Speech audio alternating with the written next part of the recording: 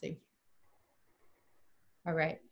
This is strange, but thank you for having me. Thank you for setting this up for us to speak. I'm so honored to be speaking with or reading alongside Laura and Casandra, two poets that I adore.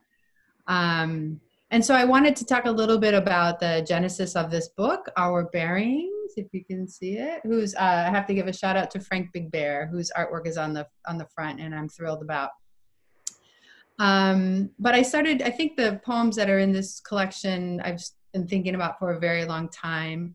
My first collection came out in 2010, and that was about just the stories of growing up that just had lived in me for a very long time, being from Minneapolis, Minnesota. And then in 2014, I wrote a scholarly book about, in part, Native American urban experience and what that meant, and thinking about this idea of dislocations. But the idea of dislocation and urban experience, I think, is a incomplete and inaccurate term.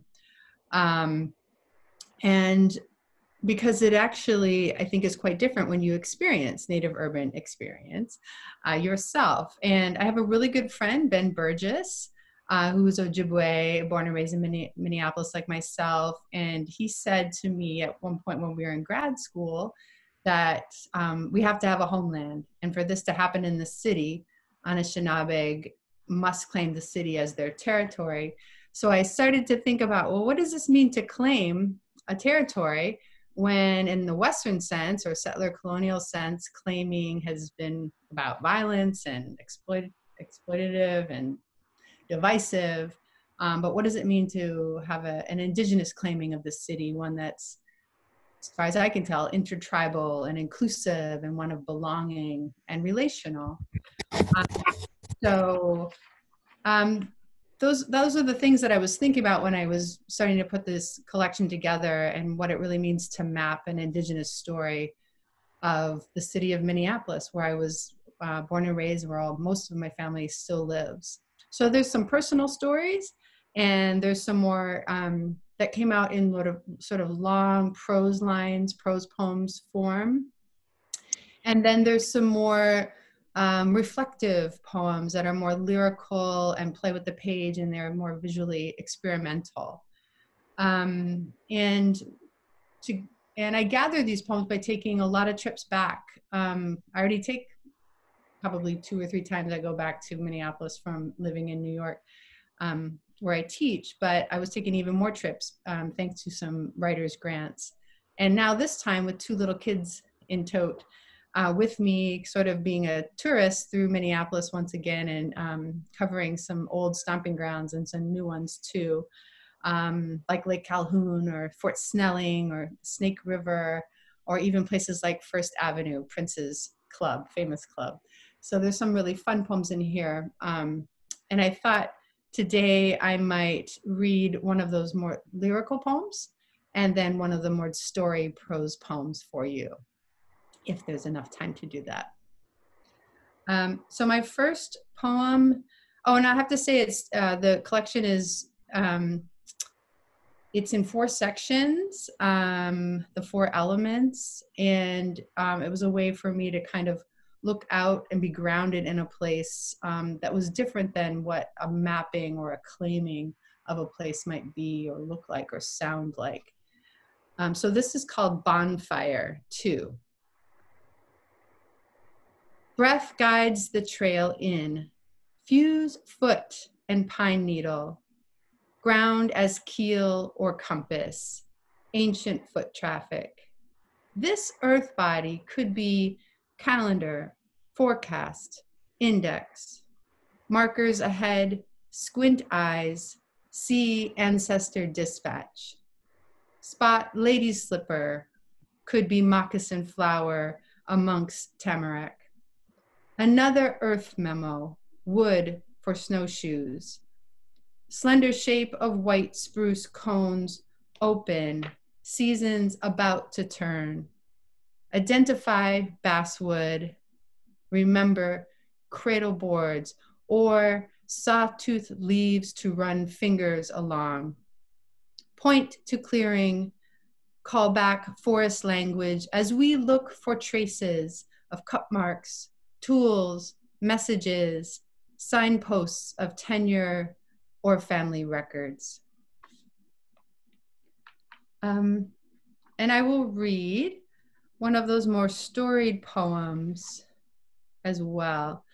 This one comes towards the end of the collection. It's called Remains 2.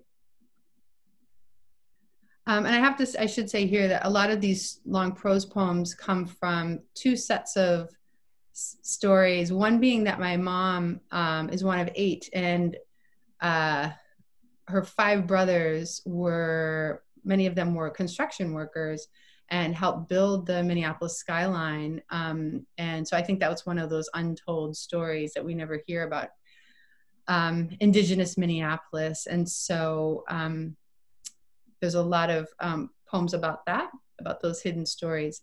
And this is one of them. Remains 2.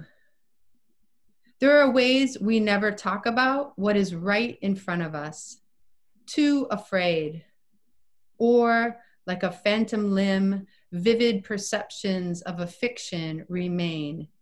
You think and feel the severed portion still attached. One of my diabetic uncles recently had half his leg amputated. He is the youngest boy of my grandparents' 8 children, lives in Northeast and not truck driving anymore.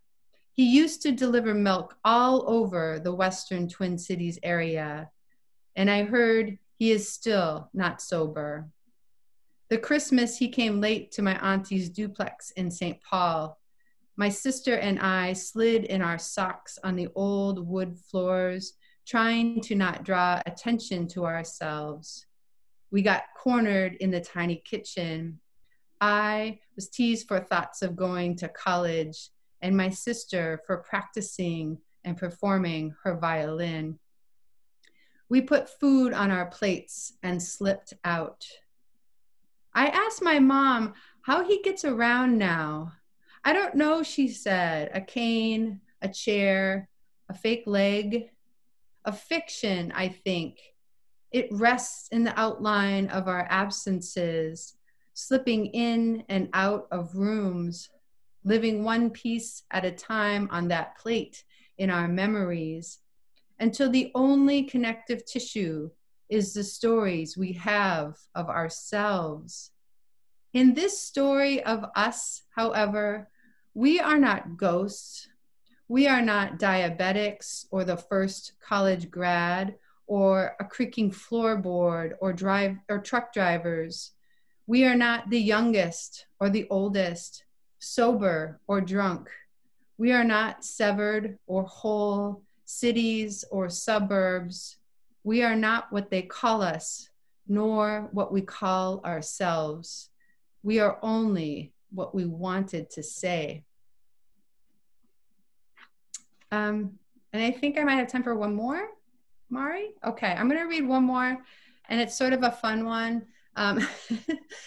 And it's the last poem of my book. And if you're from Minneapolis, you're from Minnesota, you might, identify with a lot of the places that I'm talking about, but we need a little levity in these days, so I'll end on this one. This is Remains 4. And I also might say that I am a big, I played basketball in high school. I'm a big basketball fan, so that's what you'll be hearing when I start off the poem. Okay. She wants to write about basketball in this poem, and number 21, always a Timberwolf, Kevin Garnett. She wants to say Defensive Player of the Year and franchise records in this poem.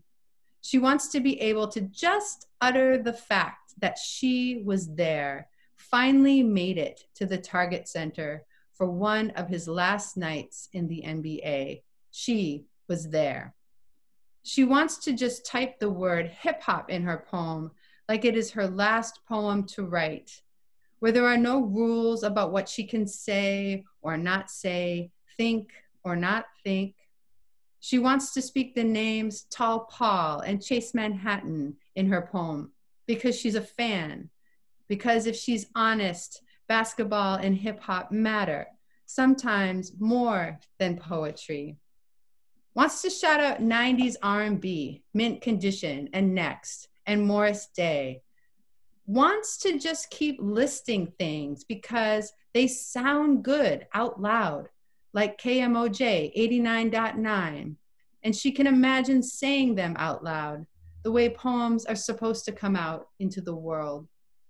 She just keeps scribbling without thoughts of editors or colleagues about what she ought to type or censor, because when it comes down to it, she'd rather think about basketball and hip hop and 90s R&B and talk about it too, with someone who loves it all the same, someone who knows every street she utters in her poems and the corners, and every person who's died and who's still living, every hospital visit and wedding and giveaway, every canoe trip and coffee house, every lake and swamp.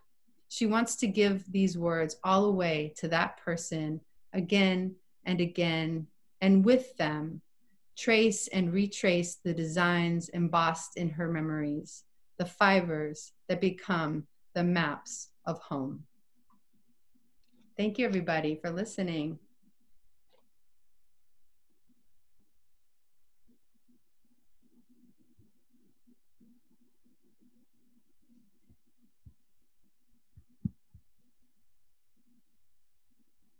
Okay. Thank you, Molly. I enjoyed. I hadn't heard any of the newer ones. Okay. Can you hear me? Okay, great. I'm gonna read from my book, Brother Bullet. And let me take off my background right now, just so you could. Oh no, let's see. And the cover was designed by a Tongva artist. Her name is Mercedes Durame. I was really happy with the background of it, of how it came out. I think it really captured the spirit of my book. And the book is about loss and grief and family. And so I think it was a good match for it. I started writing this about 9 years ago after my brother's passing, it was as a way to talk to him. But then afterwards, I found it really as a way to capture memories that I could have for my, especially for my niece and nephews. I have that as well. So I'm going to read a poem called Flight. It's toward the beginning of the book. Flight. I was once unafraid to open doors. I flung them wide, cast my arm out into the wild of city. But then I opened that door. Brother, there was once 6 bullets, 2 men, and they came for you, hunted you. I can't make out their faces. They hide in the weathered night. Their identity uncertain. Faces and names slippery beneath the spine and sap of nopales. In the rain, I can see no stars, no bright mass of plasma. My sky is all brown pupil and white sclera. Bullet comes quick, my brain liquid. I want us to fly like the old ones, whose arms became wings with muscled flight. I want to meet on the North Mountain at that cupped arrow to nest above the wreckage. But we are so mortal, and there is little magic left in this world. Long ago, we are birthed from a people named after pain. Now those words feel right when brain bullet is so final. But I survive to breathe ghosts and speak phantom. Every night I wait for my wings, for prickly feathers to sprout, for my shoulder blades, wait for sharpness to break flesh, leaving my arms vestigial, leaving me unafraid to fly. So as I'm reading this, I'm thinking, I'm like in the position, where the mountain that I'm talking about is north of me. And that's like one of the good things about being home, that some of these things that I do write about are right here. Right now I'm staying in California for these couple of months. And this also talks about the references to the birds are reference to traditional songs that we have, bird songs. So that's what I'm that. And the birds are sort of like metaphors that are teaching lessons, and so that's what those birds are in reference to. And then I'm going to read another California poet, and this is called Refugio Beach. And there's a state park in near Santa Barbara that I always love to go camping there, especially in the winter. Refugio Beach. Brother piles sand on his pregnant girlfriend's belly. On her sandy stomach, I draw a belly button. Soon it will be dusk, and the last surfers in the distance will disappear from this winter beach. We find ourselves here in a cove beneath the sway of palm trees. We find ourselves here marked by a place named Beautiful in an old language that knows the sound the creek makes as it flows into the Pacific. We find ourselves here as family, me on vacation from college and them on vacation from a grit city, a rough-necked inland place of splintering concrete. Soon, but not yet, first son will be born, face brown as smooth as a well-washed stone. I try to catch a wave this moment with my feet. Don't want it to go because I want more of this, to wolf down a place, the blue inside of me, hide in the slope of this crescent beach, far away from bullet. We can keep our secrets here in the tar that stains our feet black. We are not a delicate people. Don't mind the stain of ocean. The tide will rise with the moon, but I am not ready to leave. Toes curling against sand. Later we fall asleep to waves, but awaken to the rude sounds of the Metro Link, reminding us this refuge is only temporary. Checking the time. Okay. I think I have a time for some more. So I'm gonna read another poem. And as I mentioned, the book covers a lot about grief, but also the way grief sort of enters all part and all aspects of a person's life and how it is cyclical. So the whole book, I think, sometimes I always think it would be difficult to read all in one sitting. And so I don't recommend reading this book unless you want to be depressed. I don't recommend it, but sometimes people do. And I think if you do read it that way, you will feel that sort of cyclical emotion of grief returning and coming back. And so kind of that feeling of it never ending. And so this is called In This Desert. I'm always finding grit between my teeth, the smallest pebbles upswept into languid tongue. The desert is so close. Tiny granules make bright constellations, such sharp light. But then he enters and sweeps away the mountains, a minuscule. Survivalists say you should suck on a pebble to stave off thirst. Even though I wasn't taught much, I know they learned it from the old ones. I hide pebbles in the bed as a test, see if he notices the way they badger flesh. I want him to mouth them back to me, remind me that I'm 78% water and even the desert sometimes rains. My brown thighs hum from the trace of his fingertips. I feel soft about what his almost white hands find there. Want to welcome him in, but instead I wonder if I can love someone who can never know what I have lost. What I really want to ask is, can I love after that blood stain I sometimes rub raw? I'm always trying to get at that hurt. I ask him if he can taste my bitter and watch his face for signs of puckering. Will he grow tired of my sour, the way I serve melancholy for dinner?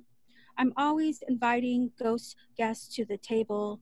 I ask him to set a plate for brother, another from uncle and grandfather, make way for the family tree so I can dig a hole in the living room and plant a nopal, Let him find the thorns as we wait for it to fruit, so there might be a little sweetness as we bite.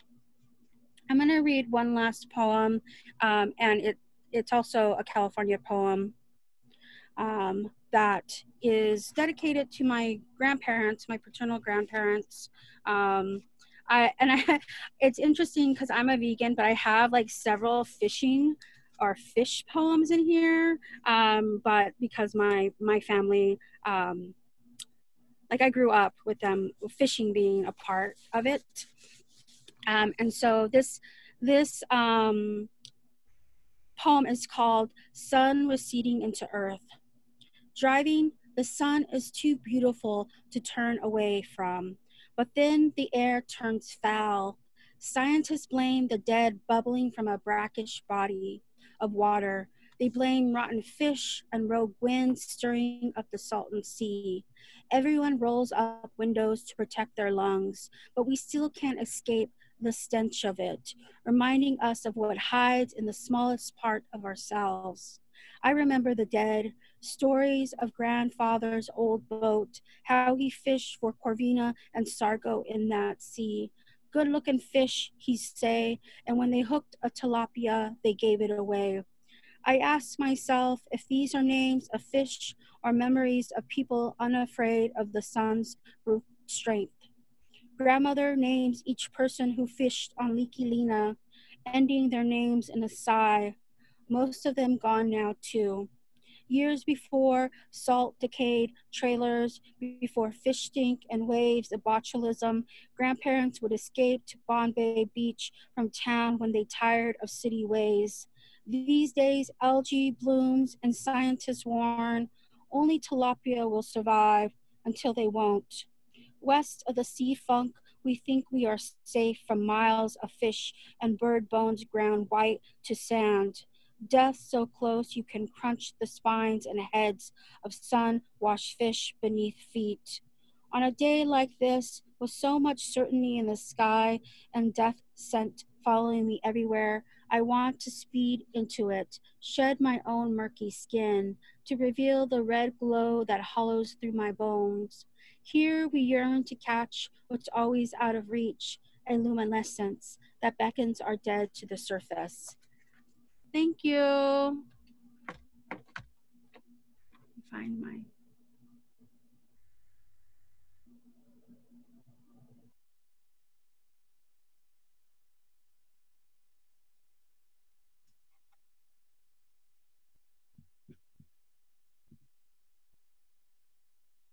All right, good afternoon. Those poems were so incredible. I took a minute to have to kind of like, it's such a pleasure to be here. I want to just give a particular thanks to Molly and Casandra. I have both of your books here with me, but hearing you read them it's so amazing. I realize I'm a very aggressive like head nodder as I listen, and so I've been nodding my head at my laptop, but really beautiful. Also, thank you so much to all the folks at University of Arizona Press for your hard work in putting this together, and Birchbark Books. So appreciate this opportunity to read with these two poets that I'm just so amazed by. So just thank you everyone for being here as well. I think what I'd like to do is just talk a little bit about my most recent book, which is called Instruments of the True Measure. I want to talk about some of the ideas I think that informed some poems, and then I'll just read a poem to illustrate it each time.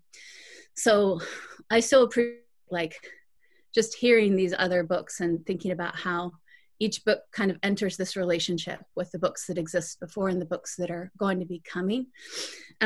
So it's so inspiring. It takes me a minute. When I was working on this collection of poems, I was very interested in mapping and surveying. So I wanted to tell just a little story about how that coincidence gelled for me. I'm Eastern Shawnee, and our tribal community is in Oklahoma right now, but our homelands are in the Ohio River Basin area. So one thing that our tribe does is we kind of have a cultural return where we kind of come on back to what's now Ohio, and usually in company of around 100 of us or so. And that's been a tradition every summer for the last decade. I know it won't happen this summer, but it's been an important thing for us as a community. And so when I traveled there, it was a good 10 years ago now. I was one of the first, the first wave. But one thing that I found there is America has a point of beginning, and it's a mathematical survey point. And it happens to be kind of right inside of Shawnee Heartland. So seeing that little marker, it brought together an idea that I think has always sort of teased my brain and caused me a lot of pain, that the mapping and surveying of land, I think, has been such an important tool in the sort of genocide of Indigenous people and the kind of violent reclaiming of worldview around the land that we live on. So that's something that I thought about quite a lot, and that kind of created the impulse for many of the poems that I wrote in this collection. So what I'd like to do is I'm going to read the first poem from the collection, which is called Nationhood, and mentions that particular point of survey beginning, but maybe juxtaposes it a little bit with the pain that's underneath that. Nationhood. I'm a citizen of two nations, Shawnee and American. I have one son who is a citizen of three. Before he was born, I learned that, like all infants, he would need to experience a change of heart at birth in order to survive. When a baby successfully breathes in through the lungs, the heart changes from parallel flow to serial flow, and the shunt between the right and left atriums closes. Our new bodies obliterate old frontiers. North America is mistakenly called nascent. The Shawnee Nation is mistakenly called moribund. America established a mathematical beginning point in 1785 in what was then called West Territory. Before that, it was known in many languages as the eastern range of the Shawnee, Miami, and Huron homelands. I do not have the Shawnee words to describe this place. The notation that is available to me is 40 degrees, 38 minutes, 32.61 seconds north, 80 degrees, 31 minutes, 9.76 seconds west. One thing that I think about too with this poem and its title in particular is I became really curious as I was writing about the way that particular words, I think they function as these turning gates.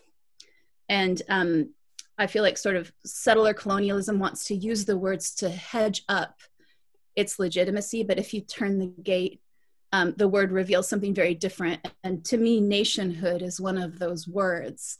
So there were some words that really fascinated me throughout my writing of this collection.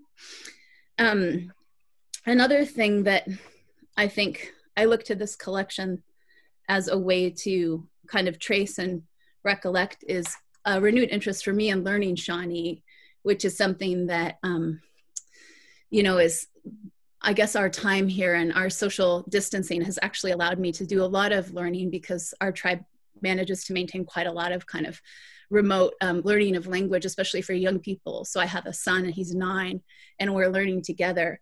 But it was through the writing of this book that I became really compelled and interested by Shawnee words and how they come up in history and how important they are. So I'm going to read this poem called Leviathan. Leviathan. In Westport, the small French cart of the voyageurs earned the name Mule Killer. Once Shawnee was the lingua franca up and down the Mississippi. Then Molassie became molasses. For the bringing of the horse, it is said much can be forgiven. Burn of Missouri whiskey and aching molars. Lunatic fevers of cholera, even those men born astride, rare beasts to share that weight on such fine and slender legs.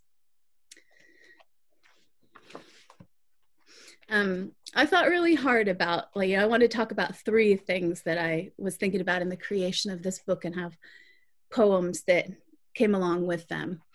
And one other thing that really shaped my creation of this book is I took really ill about 1/3 of the way through writing this. So as I was writing this and I can look back at these poems, I realized a lot of them I wrote while I was attached to a dialysis machine. And the press actually accepted this for publication while I was still on a transplant wait list, but it came out after I had received an organ. And it becomes this document for me that I'm so privileged to have. I feel so grateful because I can look back and see that the way that I was challenged comes up in the writing. And it's a record that I don't think I would have had. So I always feel really tender about it and about the press for helping kind of give me this record, even though it's under the mask of a book of poetry. So I think what I'd like to do, it looks like I have ample time to read this one last poem that I think I connect with that memory, that recollection. So I'm going to read this. In the book, this is kind of like more of maybe a lyrical essay or a small little poetic piece of prose, but I never worry too much about how to label them or which one is which. This is called Mapsic. Geodesia, the art of surveying and measuring of land made easy, by John Love, is a canonical treatise on surveying. The book was first issued in 1688 and was widely used in the early colonial surveying of America. Copies of the text were willed to oldest sons, kept on high shelves far from apprentices. They traveled west, wrapped in calico and nestled in saddlebags. Small enough to palm, the text was paper alchemy, a magnet pulling lines up to the surface of the land it swept over. Descended from both the colonizers and the indigenous people of America. My lineage drafts the mathematical record of meridians and baselines and a cryptic code that encapsulates the bloody history of this continent. When I look at a map, a toxic prickle of infirmity ripples through me. It's like the uncanny shift in the mirror when I see the shadow of my exuberant body moving in smooth health, undulating into the disaggregated systems of illness. I map myself into frozen joints, weak blood, and lacy bones. These measurements slip into a web over my frontiers. So it's funny, I feel really kind of tender about it because I think when I wrote that, I felt one way, but now I have this record and I can look back at it and feel a little bit different. So I think Casandra had mentioned the way her book is a measure of grief and how it's cyclical. And so that made me really think about the way that I look back at this. And to me, it's an interesting measure too of wellness or time. And it allows me to look at it a little differently. So I appreciate that and being able to share it with folks as well. I just have one more very short one that I think I'd like to wrap it up with. And then I know that there was time allotted for questions. So this last poem is called The Immaculate Grid. From the Red River northward to 36 degrees by 30 and thence westward, stick, then stuck. What feature trapped the surveyor's greeting call? Bars, basins, falls, flats, gaps, guts, ranges, rapids, springs, swamps, summits. Intersection of the Indian meridian and the Indian baseline. Arrowheads articulated by size and point, count slick coup on museum walls. The word for the pin that held the surveyor's chain in place was arrow. Thank you very much.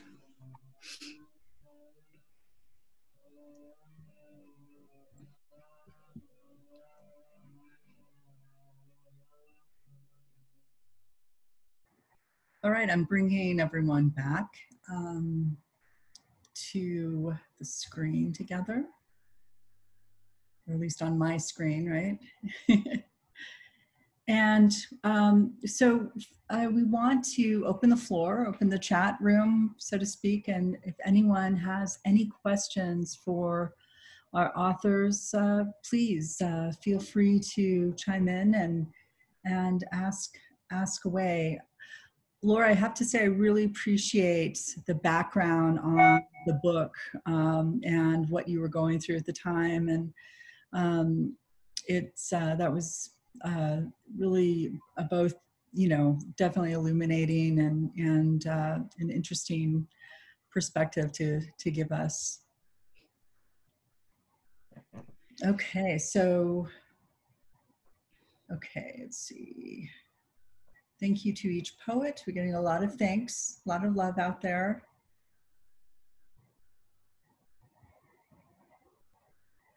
And yeah. People really enjoyed hearing the work today. That was so nice. Just going through the chats. Molly, someone says, appreciate your comments about territory and claiming land. And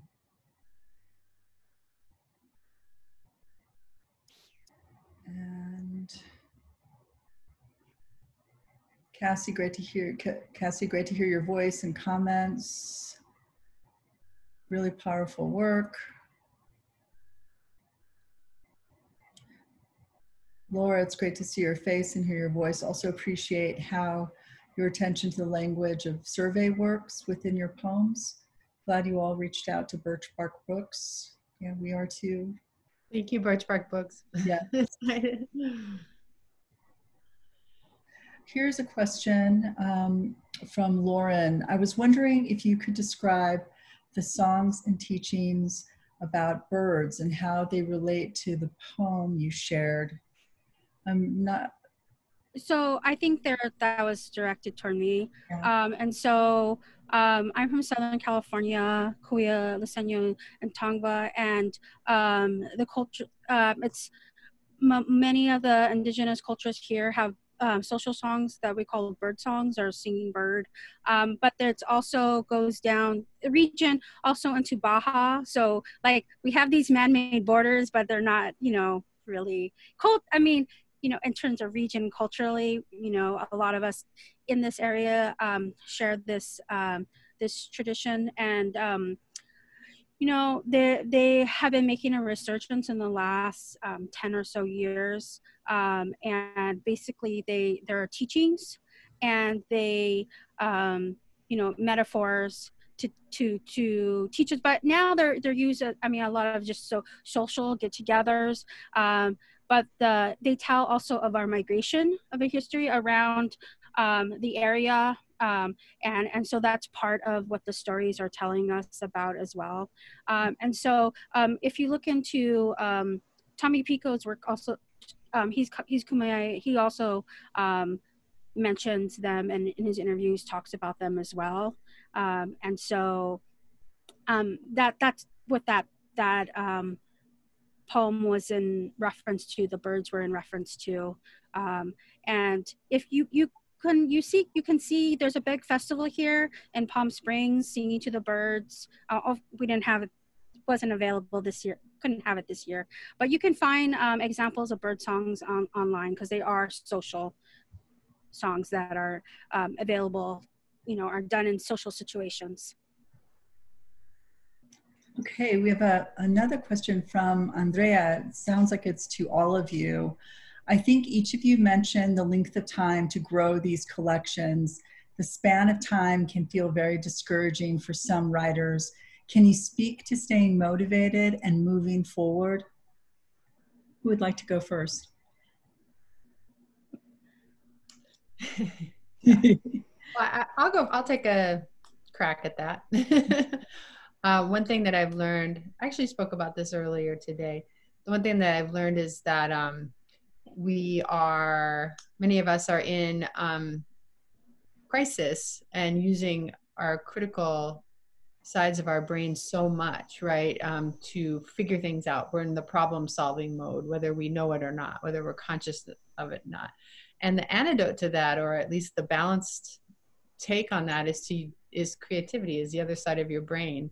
And so I think just for, if you can think of it that way, for me, it's been a way to let that side of the brain rest and not problem solve anymore and not be fearful, and to do something generative and creative. And I was talking to my students a lot about this. And, you know, like many of us, are, you know, that are teachers, we're having to work online, and I'm teaching a creative writing seminar right now. And this has been the one class where students have been saying to me, oh, I'm so glad that we're still able to meet, because this little time carved out to write, to be creative, to talk creatively to one another has been healing, or it has done something for them, a little bit of a release. So if anything, to know that actually, you know, helps you, you know, that might be motivation enough. But personally, it's been hard for me with 2 little kids and trying to teach and trying to get this book out. So mostly my creativity is about reading and talking about my work, and then reading other people's work. So I don't know if other people have thoughts. That's just my Wednesday afternoon thinking. Okay. If no one else wants to take a crack, do you want me to go to the next question? Oh, I'll just say that I think it took me about 9 years, but I think to write this book, but it wasn't all constant. Like, I grew tired of it myself. There was a point where I grew tired of my own words. Like, and so I think it's good to like take a break, read other things, start on another project, and then you feel compelled, or I did compelled to go back to it. So I think and especially in this time, I'm allowing myself breaks. And right now I'm just sort of journaling. I'm not like trying to like really do any like serious writing at this point. So I think do what's kind of speaks to you, and allow you, especially you know, in these times, just you know, give your you know, allow yourself you know, be careful with yourself. That's all I would say. Yes. Laura, did you want to add anything? Sure. Because I mean, I also, my first book, I think a good 10 years for sure. I think I wrote some of the poems in this when I was an undergraduate student at IIA, Institute of American Indian Arts, in the late 90s. And so, you know, I guess that's 15 years if I'm counting correctly. But I think that my perception has really shifted. I tend to look at a book as it sort of becomes this different territory that I get to escape into. And I don't, you know, with mine, often it is a territory of pain, but it's a different place, and it's a place where time gets to move in a different way. And sometimes I think I had a tendency to be so kind of forward thinking and like, well, when will I publish it and how will it look, et cetera. I kind of exiled myself from that space before I wanted to leave. So I think now, you know, taking a really long time feels really good to me. And I do think poetry, it's one of the few art forms where you get to create this new space that can kind of function by different rules. So taking time, to me, it feels like a really beautiful thing. So this will be like my 3rd big project. And I feel like, oh, if it takes 20 years, that's great. That give me 20 years of a new place to spend a little time. Wonderful. Wow. Holiday has a question for all poets as well. Your work strikes me in its shared emphasis on places and histories. Could you comment on how you find the language of poetry specifically as helpful in shaping each of your senses of the significance of specific Indigenous places and spaces? Thanks to all of you for these beautiful poems.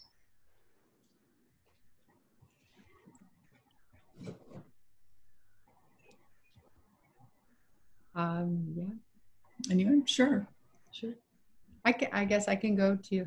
Hi, Jane. I know that caller. Oh, hold on. Okay. How language of poetry? Yeah, I think, because I was thinking about unsettling that idea of claiming actually a lot of what Laura was saying resonated with me about how we, map and rethink these words that have, in some ways been about violence, and thinking about them in a different way, using indigenous knowledges. And so I think the language of poetry, because it is a place for me, it's a place of freedom. It's a place to figure things out. It's a place to stand in the center of things and look all around me in all directions, and instead of this kind of linear, progressive, or even nailing down like a kind of absolute authoritative truth or a dogma almost. It's an antidote to that. It's an answer to that. It's a way to understand something that I think, is connective. And so for that, I mean, writing about Minneapolis, that really helped me when I used, I think I mentioned earlier, I used the 4 elements as sections to section off my book. And that was a way to just think about balance and perspective and what it means to be grounded in a place and not mapping a place to claim it, right? But actually speaking from it. And then that made me think about, well, who and what is speaking from it? It's not just myself, it's not just my stories, but it's other things, right? And it's long-standing ancestral moral title to a place, right? That predates many of the people that live there now. So I don't know, Jane, if that answers your question, but I think the beauty of poetry is that it is, for me, it's a mechanism for connection. And so I think that's what the language of poetry, the workings of poetry allow us to do, allow us to talk to one another and say hello and to honor and to be read out loud, right? To be heard. I think you, Molly, I've been trying to form an idea, and there's something that you said that Okay.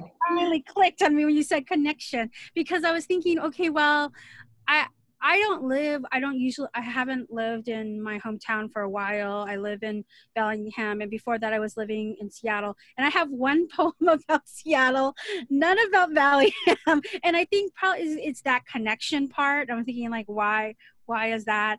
But I do have several poems about New Mexico where I lived for 4 years in the book.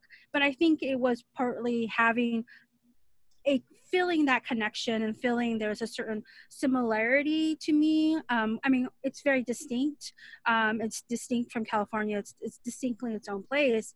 But I think maybe why I felt an inspiration or felt called to write about it was because I did feel a connection.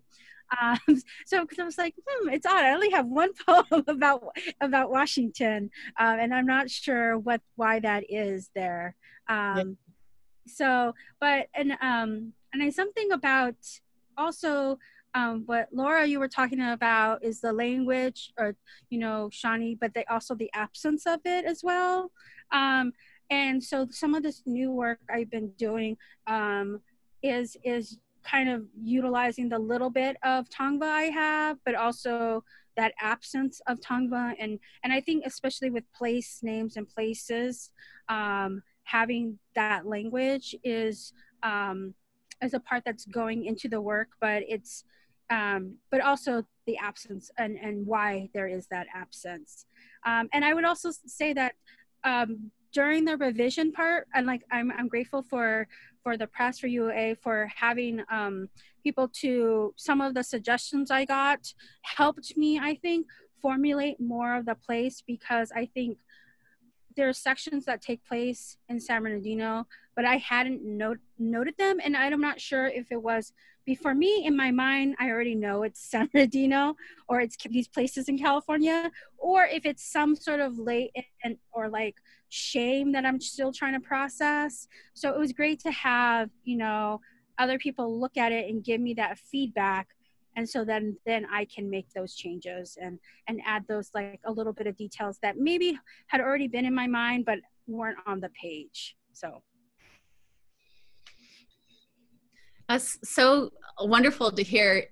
You both talk about place and kind of the way that, like, one idea, it opens a door inside and you get this different idea. But I do think my ideas about place, it's changed. It's always sort of changing. And I think that in early writing, I was often like casting myself into this kind of place of feeling a little bit at exile. And so I was trying to place, and I thought if I could call it up and I would somehow be able to kind of move through that marginal place and not be in the place that I'm now. And then I guess I have a really shifted perception, and I think that like comes up to me because of Casandra, what you just, and language is like, I was just thinking a couple years ago about like, there's a word in Shawnee for like a principal city, a main city, and it's Chillicothe, and you find those all throughout the Midwest. You've been, there's a Chillicothe, and usually now they're small towns and red states, and there's the Chillicothe is. I never really knew what it meant, and then I had a fellow tribal member was talking to me about like, it's not just all of these things packed into this noun, and some of it is like inside of the word is the place has to sort of become a city. It has to earn the name city. So it has to function in a way where everybody living inside of it has an element of balance. Like you can't have dark and some having more than they need and still be a Shawnee principal city. So I think about that a lot too, is instead of the way I might used to have wanted to call it up as a way to kind of cast myself somewhere else or express a longing for the past. Sometimes thinking about and writing about place, it's kind of like asking this place like in a way to learn from it, or sort of asking it as a way to understand better how a lesson can be embedded in place. So just talking to other poets is so inspiring. It's so interesting to hear. So I really appreciate that.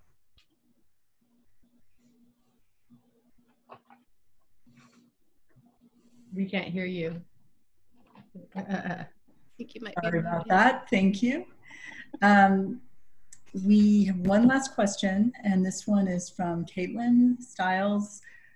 She asks, thank you so much for sharing your art. I noticed all three of you incorporating the body, connective tissue, the heart pathways. And I was wondering if you could say something about how you relate to the body and anatomies in your work. Thank you.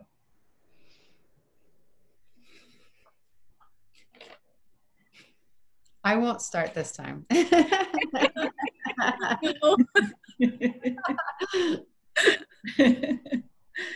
like the idea of just waiting to see if Molly's gonna. I'll go. I think in the beginning, I would tend not to, but the work really called for me to, because I'm writing so much about trauma. There's a lot of writing about trauma. I think it affects the body when violence happens. It's not just, even if you're just a witness, even if you're witnessing it, your body is affected. And so I think writing into that experience, it required writing about the body. And I think before I had been hesitant to do that, but I think this work really called for it. And I think even the poems that are about childhood memories, that are good memories, part of getting into that experience is writing into that body part. And I would say now my work, I'm really challenging myself to do more of it and more about the body in regards to my own working through my own issues with my own body, and working towards that acceptance is really, instead of just being the cerebral part, is adding that in. But I don't think unless I had this traumatic experience, I think I always would have maybe shied away from it. But I think in order to convey, I want to convey this experience, it sort of is required from it. And I think it has taught me a lot as well from trying to do something that maybe I don't want to. That's why I kind of feel like sometimes in writing in form too, it's like, I don't know if I want to write in form, but then I think I end up gaining something. So sometimes, yeah, I think it's good to kind of push yourself.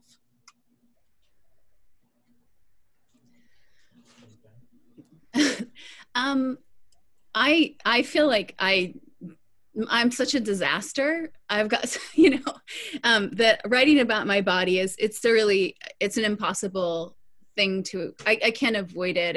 It's so much a part of my life. And I think that's actually for me is really healthy. When I think about the way I was socialized kind of in my upbringing, it was a very kind of, I think I was taught to view my body as something that needed to be controlled by myself or by other people. And then I think there's a very kind of Western concept that you should be cerebral and your body should be separate from the mind. And I think there's quite a bit of inherent misogyny in that idea as well. So I really, I find it really impossible not to. And some of it for me is, I do struggle a lot. I'm in pain a lot. And I think that I do find poetry as kind of a forgiving place for that. And it's funny, I was looking back and both my books start with these sort of very,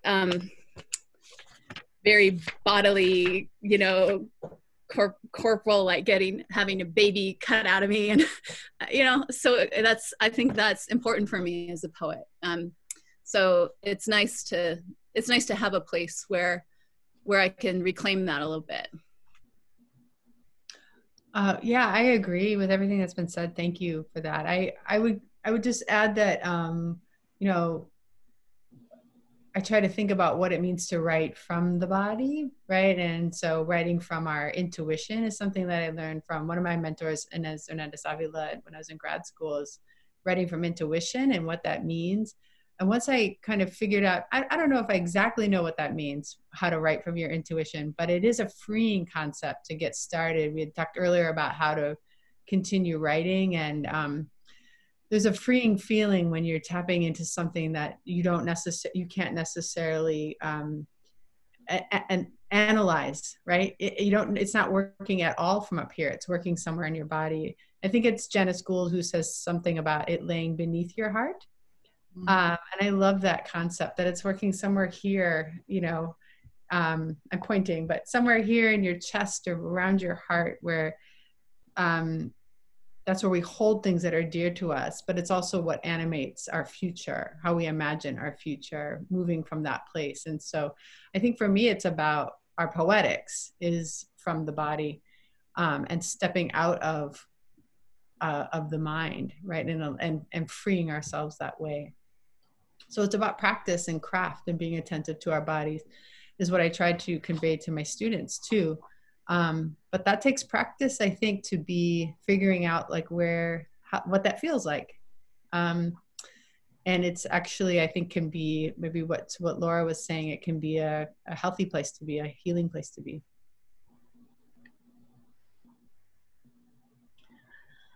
Wow, I feel like we just did a wonderful writing workshop as well as a reading today.